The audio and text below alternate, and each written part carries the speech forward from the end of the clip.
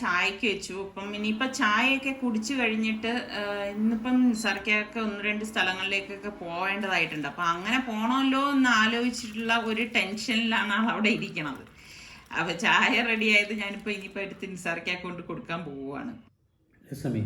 പിള്ളേർ പോകുമ്പോൾ ഒരു വീട് ഉറങ്ങിയ പോലെ തന്നെ അവരുണ്ടോ ഇല്ലെന്നുള്ളതല്ല, മുകളിലാണെങ്കിൽ തന്നെ ആള് വീട്ടിലുണ്ടല്ലോ എന്ന് തോന്നുന്നു. ഇവിടെ ഉള്ളപ്പോഴും അവർ നമ്മളുടെ കൂടെ നിൽക്കല്ല ഫുൾ ടൈം. കാരണം റിസ്വാന് ക്ലാസ് ഉള്ളത് കൊണ്ട് അവൻ്റെ മുറിയിരുന്ന് ക്ലാസ് അറ്റൻഡ് ചെയ്തുകൊണ്ടിരിക്കും. സുൽത്താൻ ഈ ജോലിയും ക്ലാസ്സും കൂടി ഉള്ളത് കൊണ്ട് സുൽത്താന് പിന്നെ തീരെയും കിട്ടത്തില്ല. അവര് നമ്മളുടെ അടുത്തേക്ക് വരണ സമയം കഴിക്കാനായിട്ട് വരും. ഗസ്റ്റ് വന്നാല് നമ്മൾ വിളിപ്പിക്കുമ്പം അവരവിടെ നിന്ന് വരും എന്നുള്ളതല്ലാതെ അങ്ങനെ വന്നിരിക്കൊന്നുമില്ല. പക്ഷെ അവര് പോയി കഴിഞ്ഞാൽ കുറച്ച് നേരമല്ലേ ആയിട്ടുള്ളൂ, വീടൊരു ശൂന്യത പോലെ തോന്നും. അപ്പൊ ഞാൻ എപ്പോഴും പണ്ടേ ഞാൻ പറയും, നിസാർക്കൊക്കെ നന്നായിട്ട് അറിയാം, നമ്മൾ പിള്ളേരൊക്കെ ഉണ്ടല്ലോ, പെട്ടെന്ന് മക്കള് വളരും, പെട്ടെന്നാണ് വളരുന്നത്. ഇപ്പം നമുക്ക് പിള്ളേർ കുഞ്ഞായിരിക്കുമ്പോഴേക്കും നമ്മൾ വിചാരിക്കാം ഇനി ഇവർ എത്ര നാള് വേണം ഇവർ വളർന്ന് വലുതായി എന്നൊക്കെ നമ്മളിങ്ങനെ ചിന്തിക്കും. പക്ഷെ അങ്ങനെയല്ല. ഇപ്പം ഞാൻ എൻ്റെ ഒരു അനുഭവം പറയുകയാണെങ്കിൽ എനിക്ക് പിള്ളേർ പെട്ടെന്ന് വളർന്നു പോയതുപോലെ തോന്നും. കാരണം ആ കൊച്ചു മക്കളിൽ നിന്ന് എനിക്ക് ആസ്വദിച്ച് മതിയായിട്ടില്ല പിള്ളേരെ. ഞാൻ എപ്പോഴും പറയും, ഇവരൊന്ന് ചെറുതായിരുന്നെങ്കിൽ എത്ര ഇതായിരുന്നു. എനിക്കെന്തോ ഭയങ്കര ഇഷ്ടമായിരുന്നു ഒരു ചെറുതായിരിക്കുന്ന ആ ഓരോ നിമിഷവും. അപ്പൊ നമ്മളെപ്പോഴും മക്കള് ചെറുതായിരിക്കുമ്പോൾ നന്നായിട്ട് ആസ്വദിച്ച് തന്നെ നമ്മള് മക്കളെ വളർത്തണം എല്ലാവരും. ഇത് എപ്പോഴായാലും നമ്മൾ അനുഭവിക്കേണ്ടത് തന്നെ. ഇത് കുറച്ച് ദിവസത്തേക്കാണെങ്കിലും ഇവരിപ്പോ അടുത്ത മാസമൊക്കെ ആകുമ്പോൾ റിസ്വാൻ അങ്ങ് പോകും. ഇപ്പൊ ഓൾറെഡി സൽമാൻ പോയി കഴിഞ്ഞ് ഇനിയിപ്പൊ റിസ്വാന് കോളേജ് അടുത്ത മാസം അതിന്റെ അടുത്ത മാസം തുടങ്ങും. സുൽത്താന് ഓൾറെഡി ആയിക്കഴിഞ്ഞു, അവൻ സുൽത്താന് വന്ന ഉടൻ തന്നെ പോകും. അപ്പം നമ്മളിനി ഇങ്ങനെ തന്നെ ആയിരിക്കും. നമ്മളെന്നല്ല എല്ലാവരും, മക്കളൊക്കെ ഉള്ള എല്ലാവരുടെയും ഒരു സ്റ്റേജ് കഴിഞ്ഞാൽ ഒറ്റപ്പെടല് തന്നെയാണ് അല്ലേ. അവർക്ക് അവരുടെ ലൈഫ് നോക്കിയല്ലേ പറ്റും മക്കൾക്കൊക്കെ. അപ്പൊ നമ്മൾ അങ്ങനെയൊന്നും ഇതില്ല. പക്ഷെ ഈ ഒറ്റപ്പെടൽ എന്ന് പറയുമ്പം അതൊരു വല്ലാത്ത ശൂന്യതയാണ്. അതാണ് ഞാൻ നേരത്തെ പറഞ്ഞത്, നമ്മൾ ഈ മക്കളെയൊക്കെ വളർത്തുമ്പം ആസ്വദിച്ച് ഓരോ ദിവസം വളർത്തി കഴിഞ്ഞിട്ടുണ്ടല്ലോ, പിന്നെ നമുക്ക് നല്ല നല്ല സ്വീറ്റ് മെമ്മറീസ് ഒക്കെ നമുക്ക് കിട്ടും. അത് എത്രത്തോളം അല്ല, അത് ഞാൻ ആസ്വദിക്കുന്ന കൂട്ടത്തിലാണ് ഏട്ടാ. നിങ്ങളിൽ പലരും അങ്ങനെ തന്നെ ആയിരിക്കും. അവരവിടെ പറഞ്ഞില്ലല്ലോ, അവരവിടെ എത്തി, അൽഹംദുലില്ലാ സുഖമായിട്ടൊക്കെ എത്തി എന്ന് വിളിച്ച് പറഞ്ഞ്. ഞങ്ങള് പിന്നെ വന്നിട്ട് ഒത്തിരി അവരെ വിട്ടിട്ട് ഞങ്ങൾ ഉടൻ വന്നില്ല. ഞങ്ങൾ പുറത്ത് വെയിറ്റ് ചെയ്ത് നിന്ന് ഇനി എന്തെങ്കിലും വിസയ്ക്ക് എന്തെങ്കിലും പ്രശ്നം ഉണ്ടാവുമെന്നാ. ഇവര് ആദ്യമായിട്ട് പോവല്ലേ ഒറ്റയ്ക്ക് അല്ലേ, അതുകൊണ്ട് നമ്മൾ കുറെ നേരം വെയിറ്റ് ചെയ്തു. അവസാനം ഫ്ലൈറ്റ് കയറുന്നവരെ ഞങ്ങൾ വെളിയിൽ നിന്നിട്ടാണ് പിന്നെ വന്നത്. അതാണ് കുറച്ച് ലേറ്റ് ആയത്. അവർക്ക് ഓൾറെഡി വിസ ഉണ്ടായിരുന്നു, അപ്പൊ അതുകൊണ്ടാണ് പിന്നെ പോവാനും പിന്നെ അധികം ബുദ്ധിമുട്ടൊന്നും വരാത്തത്. വിസ എന്ന് വെച്ചാൽ ഓൺ അറൈവൽ വിസയാണ്. അവരുടെ US വിസ ഉണ്ടായിരുന്നു. അപ്പൊ അത് റിസ്വാന്റേതാണ്. ഈ ഒരു പാസ്പോർട്ട് മാറി അല്ലേ. ഇത് കഴിഞ്ഞു പാസ്പോർട്ടില് അവൻ ഉപയോഗിച്ചിട്ടേ ഇല്ല, പിന്നെ പുതുക്കിയതാണ് അടുത്ത പാസ്പോർട്ട്. അപ്പൊ ഇതൊക്കെ ഇഷ്യൂ ഉണ്ടാവാൻ ചാൻസ് ഉണ്ടെന്ന് നമുക്ക് തോന്നി. അങ്ങനെ തന്നെ നമ്മൾ വെളിയിൽ നിന്നത്. സുൽത്താന്റെ പ്രശ്നമില്ലായിരുന്നു. സുൽത്താന്റെ പാസ്പോർട്ടിൽ തന്നെ, പഴയ പാസ്പോർട്ടിൽ തന്നെ അവന്റെ വിസ ഉള്ളത്. പക്ഷെ റിസ്വാന്റേത് അങ്ങനെ അല്ലായിരുന്നു.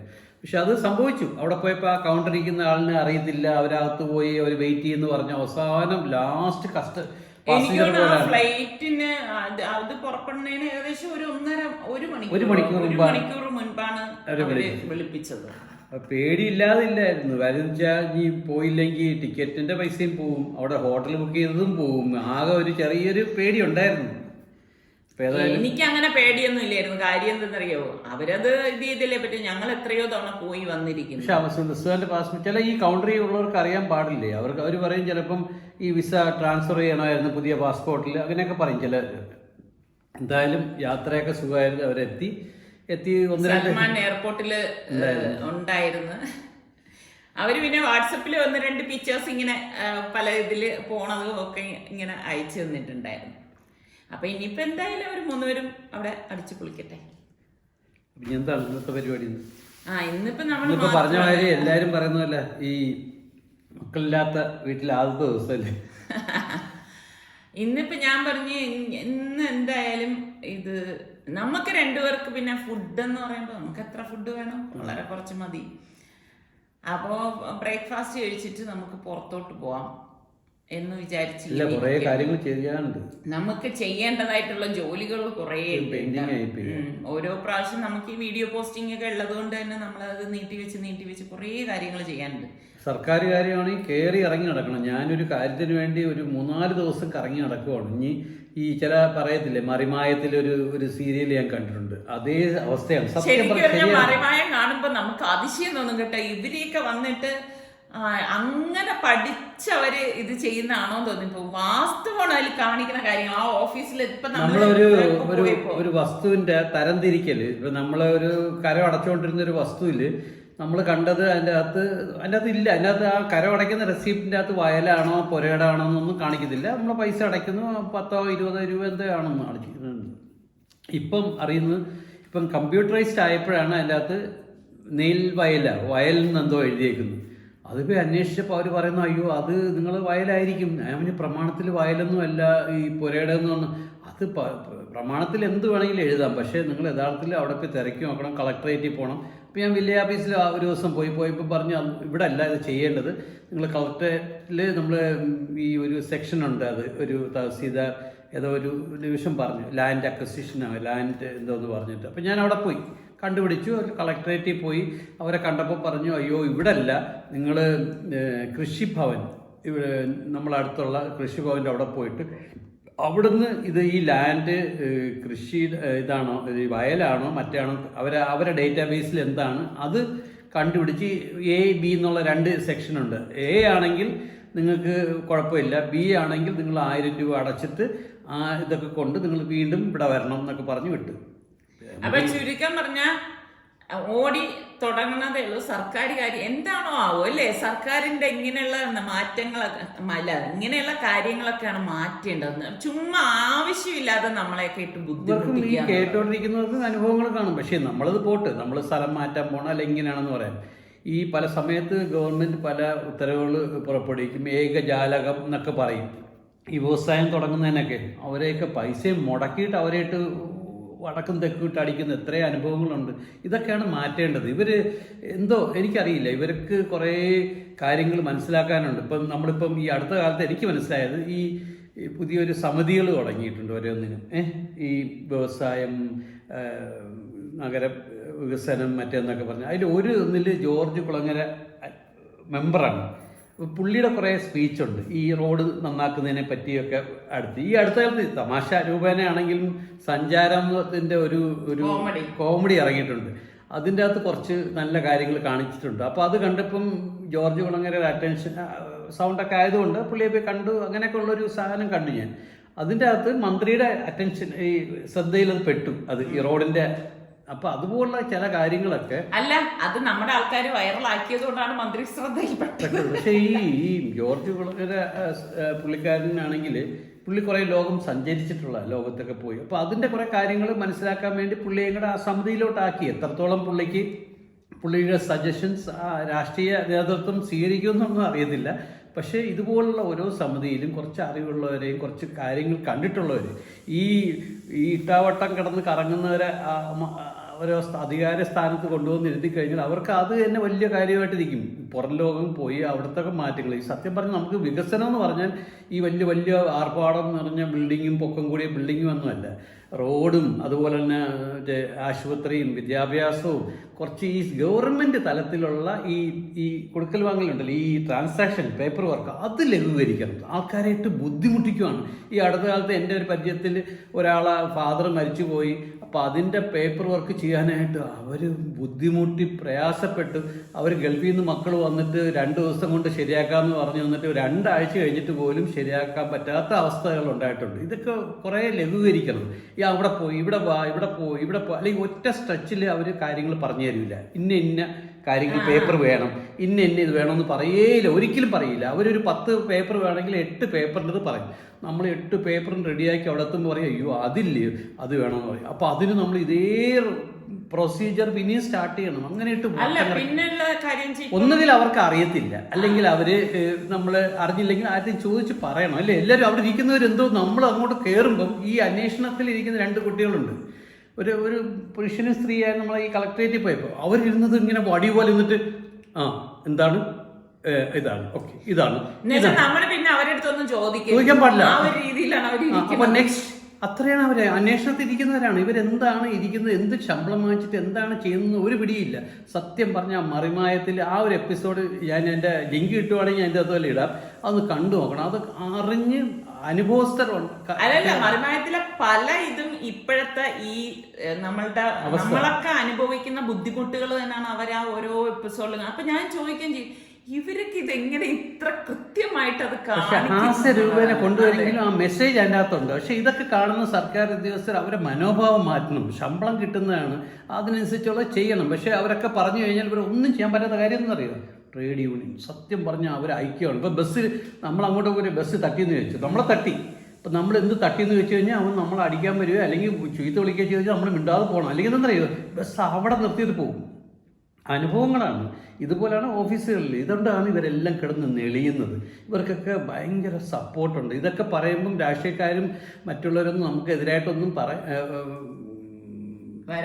കാര്യമില്ല. ഇത് ഉള്ള സത്യമാണ്. നിങ്ങൾക്ക് തന്നെ അറിയാം. നിങ്ങൾ ഇപ്പോൾ ഒരു ബാങ്കിലാണ് വർക്ക് ചെയ്യുന്നത് ചോദിച്ചോളൂ, നിങ്ങളൊരു സർക്കാർ ഓഫീസിൽ പോയി വേറൊരു കാര്യം സാധിക്കാൻ നോക്കിയപ്പോൾ നിങ്ങൾക്ക് ഇതേ അനുഭവം ഉണ്ടാകും. ഇതുപോലെ തന്നെ ബാങ്ക് സ്റ്റാഫും ഇത് ഓരോരുത്തരും മനസ്സിലാക്കണം. ഈ പാവപ്പെട്ടവർ ഒത്തിരി ആൾക്കാർ ഇവിടെ ഉണ്ടെന്നുള്ളത്. അവർക്കൊക്കെ എന്തെങ്കിലും നീതി കിട്ടണമെങ്കിൽ സർക്കാർ തന്നെ ശ്രമിക്കണം. അല്ല, എനിക്കെപ്പോഴും തോന്നും കേട്ടോ, ഈ സർക്കാർ ഉദ്യോഗം കിട്ടുന്നവര് ആ ഒരു പൊസിഷനിൽ എത്തുമ്പം എന്തുകൊണ്ട് ഇങ്ങനെ പെരുമാറണം. അപ്പൊ അവർക്ക് നല്ല രീതിയിൽ പെരുമാറല്ല, അല്ലെങ്കിൽ നല്ല രീതിയിൽ കാര്യങ്ങൾ വരുന്നവർക്ക് കൊടുക്കാമല്ലോ. സത്യം പറയണ്ട, ഇതിൽ നല്ല ആൾക്കാർ ഇഷ്ടംമാരുണ്ട്. പക്ഷെ അവരെയൊക്കെ അപ്പോൾ ഒന്നീ സ്ഥലം മാറ്റും, അല്ലെങ്കിൽ വേറെ എന്തെങ്കിലും. ഏത് പോലീസിലായാലും പട്ടാളത്തിലായാലും സർക്കാർ ഉദ്യോഗസ്ഥരും നല്ല ഉദ്യോഗസ്ഥർ ഇഷ്ടംമാരുണ്ട്. ഇല്ലെന്ന് ഞാൻ പറയുന്നേ ഇല്ല. ഇതിൽ ഒന്ന് രണ്ട് ഈ പുഴുക്കത്ത് പോലെ ഇങ്ങനെ നമ്മൾ അനുഭവിക്കുന്ന ഒരു അനുഭവം വരുമ്പോൾ നമ്മൾ പറഞ്ഞു പോകുന്നേ ഉള്ളൂ. പക്ഷെ ഇതൊക്കെ എല്ലാവരും സ്വയം വിചാരിച്ചാൽ മാറി. ഇത് മനോഭാവത്തിന്റെ വ്യത്യാസം, ഇതാണ് കുഴപ്പമാണ്. അല്ലാതെ സിസ്റ്റത്തിന്റെ ആണെന്ന് എനിക്ക് തോന്നുന്നില്ല. ഓരോരുത്തരും അവരവരിരുന്ന് അവർക്ക് ചില കളക്ടർമാരുണ്ടല്ലോ, ജനങ്ങൾ അവരെ തോളിക്കൊണ്ട് കിടക്കും. അവർ ഒരു സ്ഥലം മാറി പോകുമ്പോൾ കളക്ടർ പോകുമ്പോഴേ അവർ കരയുന്നതും അവർക്ക് ഈ യാത്രയായിപ്പോൾ എല്ലാവരും ഭയങ്കരമായിട്ട് സങ്കടപ്പെടുന്ന സ്ഥലങ്ങളുണ്ട്. ഇപ്പോൾ ഓരോ സ്ഥലത്തും അങ്ങനെ ഓരോ മോളിൽ നിന്നാണോ ഇത് ശരിയാക്കേണ്ടത് അതോ താഴെ നിന്നാണോ ശരിയാക്കേണ്ടതെന്ന് എനിക്കറിയില്ല. പക്ഷേ എവിടെയെങ്കിലും ആരെങ്കിലും നല്ലൊരു നേതൃത്വം വന്ന് ഇതൊക്കെ ശരിയാക്കി, ഒന്നുമില്ലെങ്കിൽ ഒരു പഞ്ചായത്തിൽ അല്ലെങ്കിൽ ഒരു ഗ്രാമത്തിൽ അല്ലെങ്കിൽ ഒരു സിറ്റിയിൽ ഒരാൾ വിചാരിച്ച് ഇതൊക്കെ ശരിയാക്കാൻ പറ്റും. ഞങ്ങൾ നീ കഴിമതി ചെയ്യത്തില്ല, അല്ലെങ്കിൽ ഞങ്ങൾ ഇത്ര സമയത്ത് വരും, അല്ലെങ്കിൽ നിങ്ങളിങ്ങനെ ചെയ്യത്തില്ല, യൂണിയൻ ഉണ്ടെങ്കിൽ അത് നമുക്ക് വേറെ രീതിയിൽ പ്രൊട്ടക്ഷൻ എന്നുള്ളൊരു തീരുമാനം എടുക്കുകയാണെങ്കിൽ രാജ്യം നന്നാവും. അല്ലാതെ ദേശസ്നേഹവും മറ്റതൊന്നും പറഞ്ഞ് കടന്നിട്ട് കാര്യമൊന്നുമില്ല. നമ്മൾ ദേശത്തോടെ സ്നേഹം ഉണ്ടെങ്കിൽ, ജനങ്ങളോട് പ്രതിബദ്ധത ഉണ്ടെങ്കിൽ നമ്മൾ ഇതുപോലുള്ള നല്ല കാര്യങ്ങൾ ഒരു പഞ്ചായത്ത് പ്രസിഡന്റ് അല്ലെങ്കിൽ ഒരു പഞ്ചായത്ത് ക്ലർക്ക് അവർ വിചാരിച്ചാൽ കുറേ മാറ്റങ്ങൾ വരുത്താൻ പറ്റും. ഗവൺമെന്റും കാര്യങ്ങളും ഒക്കെ പറഞ്ഞുകൊണ്ടിരിക്കുമ്പോൾ അങ്ങനെയല്ല. ഇല്ല, ഇന്ന് കൃഷി ഭവനിലോട്ട് പോകണമല്ലോ എന്ന് വിചാരിച്ചപ്പോൾ ഞാൻ ആലോചിച്ചു പോയതാണ്. സത്യം പറഞ്ഞാൽ ഇതാണ് നമ്മളെ ഒരു പ്രശ്നം. നമ്മൾ ഇതിന്റെയൊക്കെ തിരക്കിന്റെ ഇടയിൽ ഒരു ദിവസം ഒരു സ്ഥലത്ത് പോയി കഴിഞ്ഞുള്ള ആ ബുദ്ധിമുട്ട്. പക്ഷെ വേറെ നമ്മളിപ്പോ ഇറങ്ങിയപ്പോഴും ഇതൊക്കെ അറിയുന്നത്. കുറെ കാലം വെളിയിലൊക്കെ ആയതുകൊണ്ട് നമ്മൾ അറിഞ്ഞില്ല. പക്ഷെ ഇവിടെ ഈ സിസ്റ്റം ഇതാണ്. പക്ഷെ ഇവിടുത്തെ ആൾക്കാർ ഇതുമായിട്ട് യൂസ്ഡ് ആയെന്ന് തോന്നുന്നു. അതുകൊണ്ട് അവർക്ക് പ്രതികരണ ശേഷി അവരായിട്ട് ബുദ്ധിമുട്ടിക്കുന്നു. അവർക്കത് ആവശ്യമുള്ളത് കൊണ്ട് 10 തവണ കയറി ഇറങ്ങണം, അല്ലാതെ ഒന്നുമില്ല. ഒരു സർക്കാർ ഈ പറഞ്ഞ മാതിരി ഒരു ഓഫീസിൽ ഒറ്റ പ്രാവശ്യം പോയതുകൊണ്ടോ 2 പ്രാവശ്യം പോയതുകൊണ്ടോ നമ്മുടെ കാര്യം സാധിക്കും എന്ന് വിചാരിക്കുന്നുണ്ടോ? നിങ്ങൾക്ക് ഇതുപോലെയൊക്കെയുള്ള അനുഭവങ്ങൾ ഉണ്ടാവും. അനുഭവങ്ങളൊക്കെ നിങ്ങൾ കമന്റ് ചെയ്തു. രാവിലെ നമുക്ക് നിന്റെ സ്ഥിരം ഡ്യൂട്ടി ഉണ്ടല്ലോ, അതൊക്കെ നടക്കട്ടെ. ഇതുകൊണ്ടൊന്നും മുടങ്ങണ്ട. ഇത് ഞാൻ ജസ്റ്റ് അത് പറഞ്ഞതേ ഉള്ളൂ. ഇതിൻ്റെ അകത്ത് എല്ലാവർക്കും പ്രയാസം ഉണ്ടെങ്കിൽ നിങ്ങൾ ആരും നമ്മളെ വരണ്ട. നമ്മൾ സത്യമാണ് പറഞ്ഞത്. എനിക്ക് അനുഭവം. പക്ഷെ നിങ്ങൾക്ക് എല്ലാവർക്കും അനുഭവം ഉണ്ടെങ്കിൽ നിങ്ങൾക്ക് വിവരിക്കുക അതെന്തോന്നുള്ളത്. അതല്ല, ഒരു ഹസ്ബൻഡ് ഇപ്പം ജീവിച്ചിരിക്കുന്നു, അദ്ദേഹം മരണപ്പെട്ട് കഴിഞ്ഞാല് പ്രായമുള്ളവരുടെ കാര്യം ഞാൻ പറയാണ് കേട്ടാ, ആ വയസ്സായ അവരെ ഇട്ട് കഷ്ടപ്പെടുത്തണേനും ഒരു പരിധിയില്ലാത്ത രീതിയിൽ അവരെ ഓരോ കാര്യത്തിനും പേരിൽ ഒരു വണ്ടിയോ ഒരു വീടോ അല്ലെങ്കിൽ ഒരു സ്ഥലമോ അല്ലെങ്കിൽ വേറെ കുറച്ച് ബാങ്കിൽ കുറച്ച് പൈസ ഉണ്ട്, നോമിനി ഇട്ടില്ല, അങ്ങനെയൊക്കെ ഉണ്ടെങ്കിൽ കിടന്ന് കഷ്ടപ്പെടുന്ന ആ നിയമങ്ങൾ, ഈ ബുക്കുകളൊന്നും ഈ നിയമാവലിയൊന്നും ഇത്രയും വലുതൊന്നും വേണ്ട. സിംപ്ലിഫൈ ചെയ്യാം ഇന്നയാണെന്നുള്ളത്. ഇതിട്ട് അത് വലിച്ച് നീട്ടി അതിനെല്ലാം ഒരു ലൂപ്പ് ഹോളും ഇട്ടിട്ട് ആൾക്കാരായിട്ട് എന്തോല്ല അവർക്കതിൽ ആനന്ദം കണ്ടെത്തുകയാണ്. നാളെ അവരും ഇതുപോലെ സംഭവിക്കുന്നു അവരറിയുന്നേ ഇല്ല. ഞാൻ പോകും, എനിക്ക് കുറച്ച് ജോലിയുണ്ട്. കുറേ ദിവസം കൊണ്ട് ഞാൻ വിചാരിക്കാണ് കേട്ടോ ഇതൊക്കെ ഒന്ന് പിടിച്ച് കെട്ടണം എന്നുള്ളത്. കാരണം ഇത് കണ്ടോ ഇങ്ങനെ വള്ളി കണക്കുള്ള ഇത് വള്ളിപ്പിച്ച് ഞാൻ വാങ്ങിച്ചതാണ്. അപ്പം അതിനിടയിൽ ഇതാ നമ്മളുടെ തുളസിയിലുള്ള അതൊക്കെ ഞാനൊന്ന് കട്ട് ചെയ്ത് വിടുകയാണ്. അപ്പം വെയിൽ വരുന്നതിന് മുൻപ് ഇങ്ങനെയുള്ള ജോലികളൊക്കെ ഒന്ന് ഒതുക്കി വെക്കാമെന്ന് വിചാരിച്ചു. ഇതൊക്കെ ഒന്ന് കട്ട് ചെയ്ത് വിട്ട് ഞാൻ പറഞ്ഞില്ലേ ഇതൊന്ന് കയറ് കെട്ടിയിട്ട് മുകളിലേക്കൊന്ന് പടർത്തി വിടണമെന്ന് കുറേ ദിവസം കൊണ്ട് വിചാരിക്കുന്നുണ്ട്. വിചാരേ നടക്കുന്നുള്ളൂ, കാര്യം നടക്കുന്നില്ലായിരുന്നു. അപ്പം ഇന്നിപ്പം സാറിക്ക് പോണതിൻ്റെ ഇടയിൽ ഞാൻ പറഞ്ഞു ഇതൊക്കെ ഒന്ന് കെട്ടി തന്നിട്ട് പോകാനായിട്ട്. അപ്പം അതൊന്ന് കെട്ടാണ്. അപ്പം ഇതിങ്ങനെ വള്ളിപ്പിച്ചിയാണ് കേട്ടോ. അപ്പം അത് നമ്മളിങ്ങനെ പടർത്തി വിടണം. അല്ലെങ്കിൽ എന്താ വെച്ചാൽ ഇത് തറയിൽ ഇങ്ങനെ പരന്നങ്ങ് വള്ളി കണക്കങ്ങ് പൊയ്ക്കൊണ്ടിരിക്കണം. കുറേ അങ്ങനെ നീളത്തിന് വളർന്നിട്ടുണ്ട്. അപ്പം ഞാൻ അതെല്ലാം ഒന്ന് ചുറ്റിച്ചു കൊടുക്കണം. എന്നാൽ ഇതിൽ ഇടയ്ക്കൊക്കെ ഇങ്ങനെ പൂക്കൾ വരെയും ചെയ്യുന്നുണ്ട്. അപ്പം അതുകൊണ്ട് തന്നെ എനിക്കിങ്ങനെ എല്ലാം അങ്ങനെ കട്ട് ചെയ്ത് വിടാനും ഒരു ബുദ്ധിമുട്ട് പോലെ തോന്നി. അപ്പം കറിവേപ്പിലയും വളർന്നു വന്നതനുസരിച്ച് ഞാൻ കുറച്ച് ഭാഗം ഒന്ന് കട്ട് ചെയ്ത് വിടണം, ഒന്ന് തഴച്ച് വളരാൻ വേണ്ടിയിട്ടാണ്. ഇതാ കണ്ടോ മുട്ട വന്നിരിക്കുന്നത്. അപ്പോൾ നമ്മുടെ കടലാസ് പൂവും ഞാൻ ആ ചെടിയും ഒന്ന് കട്ട് ചെയ്തൊക്കെ വിട്ടു കൊടുക്കുകയാണ്. അപ്പോൾ ഇതെല്ലാം എന്നാലും വെള്ളം ഞാനിപ്പോൾ ഇടയ്ക്കൊക്കെ ഒഴിക്കുന്നുള്ളൂ. എന്നാലും ഒരു ചെറിയ വാടലുണ്ട് കേട്ടോ. ഇവിടെ അത്യാവശ്യം നല്ല വെയിലും അടിക്കുന്ന സ്ഥലമാണ്. അപ്പോൾ അതെല്ലാം ഞാൻ വിട്ടിട്ട് ഞാൻ ഇനിയിപ്പം എൻ്റെ അടുക്കള ജോലിയിലേക്ക് പോകാനായിട്ട് പോവാണ്. ഇതെൻ്റെ ന്യൂട്രിയോണ്ട് ഡച്ച് ഓവനാണ്, ഞാൻ കാണിച്ചു തന്നില്ലേ. അപ്പോൾ ഇത് ഓൾറെഡി പ്രീ സീസൺ ചെയ്തത് തന്നെയാണ്. പിന്നെ എനിക്ക് ഈ ഒരു അടുപ്പ് സൗകര്യം ഉള്ളത് കൊണ്ട് ഞാൻ ഇതിനെ ഒന്നും കൂടി ഒന്ന് സുന്ദരിയാക്കാൻ പോവുകയാണ് കേട്ടാ. എങ്ങനെയെന്നറിയാവോ, ഞാൻ ഇതുപോലെ ഇപ്പം അടുപ്പ് കത്തിച്ചിട്ടുണ്ട്. കുറച്ച് ചിരട്ട ഇട്ടിട്ടാണ് ഞാൻ കത്തിച്ചിരിക്കുന്നത്. എന്നിട്ട് ആദ്യം ഞാൻ ഇങ്ങനെ എടുത്ത് വെക്കും. വെറുതെ ഇങ്ങനെ വെക്കത്തേ ഉള്ളൂ. അതവിടെ ഇരുന്ന് ഇങ്ങനെ തീ അണയുന്ന ഒരു സമയം വരെ അതവിടെ ഇരുന്ന് കത്തി. ഇടയ്ക്കിടയ്ക്ക് ഞാൻ കുറച്ച് ചിരട്ട വെച്ചു കൊടുക്കും. ഒക്കെ കുറേ കഴിഞ്ഞ് കഴിയുമ്പോൾ ഈ സംഭവം ഞാൻ ഇതുപോലെ മറച്ചും വെച്ചു കൊടുക്കും. മനസ്സിലായ? മറച്ചും അങ്ങനെ അങ്ങ് വയ്ക്കും. പിന്നെ അത് കഴിഞ്ഞ് നന്നായിട്ട് തണുത്ത ശേഷം മാത്രമേ ഞാൻ ഇത് വാഷ് ചെയ്തെടുക്കത്തുള്ളൂ. അപ്പം നമ്മൾ പുറം രാജ്യങ്ങളിലൊക്കെ ആണെങ്കിൽ എങ്ങനെയെന്നറിയോ, കുക്കിംഗ് റേഞ്ചിൻ്റെ അകത്ത് വെച്ചിട്ടാണ് ചെയ്യണത്. പക്ഷെ അങ്ങനെ നിങ്ങൾ ചെയ്യണ്ട കേട്ടാ. എനിക്കത് ഇച്ചിരി പേടിയുള്ള സംഭവമാണ്. അപ്പം ഞാൻ ഇതാകുമ്പോൾ നമുക്ക് പേടിക്കാനൊന്നും ഇല്ലല്ലോ. അടുപ്പൊക്കെ ഉള്ളവരാണെങ്കിൽ ഇതുപോലെ, ഇനി അടുപ്പില്ലാത്തവരാണ് ഇച്ചിരി സ്ഥലം ഉണ്ടെങ്കിൽ ഒരു 3 കല്ല് കൂട്ടി കുറച്ച് ചിരട്ടയും വെച്ച് ഇതുപോലെ അങ്ങ് ചെയ്താൽ മതി. അപ്പം ഞാൻ ഇതിനു മുൻപ് വാങ്ങിച്ച വേറൊരു കമ്പനിയുടേതാണ്. പക്ഷെ ഇത് ഇരുന്ന അവസ്ഥ എങ്ങനെയാണെന്ന് നിങ്ങൾക്ക് എൻ്റെ ആ ഒരു വീഡിയോ 2-3 വീഡിയോ കാണുമ്പോൾ അറിയാം. അപ്പം എനിക്കത് ഒട്ടും അങ്ങോട്ട് ഉൾക്കൊള്ളാൻ കഴിഞ്ഞില്ല. അങ്ങനെ ഞാൻ ഇതുപോലെ ചെയ്തെടുത്തപ്പം നല്ല കറുത്ത് സുന്ദരിക്കുട്ടിയായിട്ട് വന്നതാണിത്. കണ്ട, അതാണിത്. ആ വീഡിയോ നിങ്ങൾ നോക്കിയോ കേട്ടാ. ഇതിൻ്റെ കാതൊക്കെ ശ്രദ്ധിച്ച് വെച്ചിട്ട് ഞാൻ അതിൽ കുക്ക് ചെയ്യണ പഴയ എൻ്റെ വീഡിയോസ്, പഴയതെന്ന് വെച്ചാൽ അത്ര പഴയതൊന്നും ആയിട്ടില്ല, റീസെൻ്റായിട്ട് ഞാൻ വാങ്ങിച്ചതാണ്. നോക്കി നോക്കും. അപ്പോൾ അതിനെയും ഇതുപോലെ പഴക്കിയെടുത്ത്, എന്നിട്ട് ഇത് നന്നായിട്ട് തണുത്ത ശേഷം നമ്മളിത് വാഷ് ചെയ്യത്തുള്ളൂ. വാഷ് ചെയ്ത് കഴിഞ്ഞ് വെയിലത്ത് വെച്ച് നന്നായിട്ട് ഉണക്കിയിട്ട് നല്ലെണ്ണ ഉണ്ടല്ലോ, നല്ലെണ്ണ നന്നായിട്ട് തേച്ച് വെക്കും. പിന്നെ കുറേ പേരെൻ്റെ അടുത്ത് പറഞ്ഞ് ഇങ്ങനെ ഇരുമ്പ് ചട്ടി വാങ്ങിച്ചിട്ട് അതിൻ്റെ ചൊവ വരുന്നെന്ന് പറഞ്ഞു. എനിക്കിന്ന് വരെ അങ്ങനെയൊന്നും ഫീൽ ചെയ്തിട്ടില്ല. കാരണം ഞാൻ ഇങ്ങനെയൊക്കെ പഴക്കി ഉപയോഗിക്കുന്നത് കൊണ്ടായിരിക്കും അങ്ങനെ ഫീൽ ചെയ്യാത്തത്. എന്തായാലും നിങ്ങൾ ട്രൈ ചെയ്ത് നോക്കട്ടോ. ഞാനിവിടെ നമ്മളുടെ സലു സിമ്പിൾ റെസിപ്പീസിനുള്ള പാചകമാണ് ഇപ്പോൾ നടത്തിക്കൊണ്ടിരിക്കുന്നത്. ഇന്ന് നല്ലൊരു കേക്കാണ് കേട്ടോ.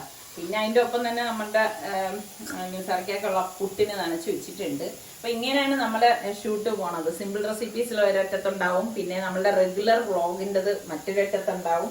ഇതുണ്ടായപ്പോൾ അതിൻ്റെ കേക്കാണ് കേട്ടോ. അപ്പം ഇതിൻ്റെ വീഡിയോ കാണണമെങ്കിൽ നിങ്ങൾ സലു സിമ്പിൾ റെസിപ്പീസിലേക്ക് വന്നാൽ മതി. അടിപൊളി നല്ല സോഫ്റ്റ് കേക്കാണ്. കാണിച്ചു തരട്ടെ, നോക്കിക്കേ. ഇത് ആവി ഇപ്പോഴും പറക്കുന്നുണ്ട്. കുറച്ചുകൂടി ഒന്ന് തണുത്തിട്ടാണ് നമ്മളിത് എടുക്കാനുള്ളത്. സൂപ്പർ ടേസ്റ്റാണ് കേട്ടോ. അതിനിടയ്ക്ക് ഒരു കൈ വന്നു. അപ്പം ഇങ്ങനെയൊക്കെയാണ് നമ്മുടെ ഷൂട്ട് ഇങ്ങനെ ഒരറ്റത്ത് പൊക്കോണ്ടിരിക്കുന്നത്. ഇത് ഇനിയിപ്പോൾ പുട്ടിന് വെക്കട്ടെ.